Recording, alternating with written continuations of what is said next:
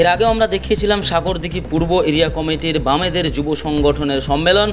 আর গতকাল সম্পন্ন হয়ে গেল সাগরদিঘি পশ্চিম এরিয়া কমিটির ডিওয়াইএফআই এর সম্মেলন।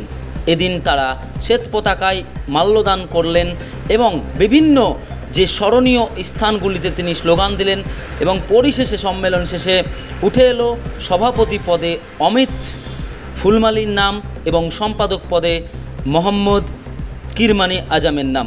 আপনারা দেখছেন নির্ভীক বাংলার চিত্রে। আবারও জানিয়ে রাখি, সাগরদিঘি থানার সাগরদিঘি পশ্চিম এরিয়া কমিটির ডিওয়াইএফআই অর্থাৎ বামেদের যুব সংগঠনের সম্মেলন শেষে সভাপতির পদে অমিত ফুলমালি এবং সম্পাদক পদে কিরমানি আজমের নাম। উপস্থিত ছিলেন জ্যোতিরূপ ব্যানার্জি, উপস্থিত ছিলেন সুদীপ ব্যানার্জি এবং সিপিআইএম নেতা সহ বিভিন্ন নেতৃবর্গ।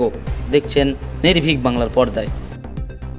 লোকাল কমিটির সভাপতি কমরেড রিপন সিং পতাকা উত্তোলন করার জন্য इनकलाब जिंदाबाद जिंदाबाद जिंदाबाद इनकलाब जिंदाबाद जिंदाबाद जिंदाबाद ভারতের গণতান্ত্রিক যুব ফেডারেশন জিন্দাবাদ জিন্দাবাদ জিন্দাবাদ ভারতের গণতান্ত্রিক যুব ফেডারেশন জিন্দাবাদ জিন্দাবাদ জিন্দাবাদ সাগরদিঘি পশ্চিম লোকাল কমিটির সম্মেলন সফল করো সফল করো সফল করো সাগরদিঘি পশ্চিম লোকাল কমিটির সম্মেলন সফল করো সফল করো সফল করো ইনকলাব জিন্দাবাদ জিন্দাবাদ ভারতের গণতান্ত্রিক যুব ফেডারেশন জিন্দাবাদ জিন্দাবাদ জিন্দাবাদ উল্টো হলো তখনই বললাম আমি বলে ঠিক আছে উল্টো হলো কথাতে ছিল উল্টো হয়েছে নামাতে হবে নামাতে হবে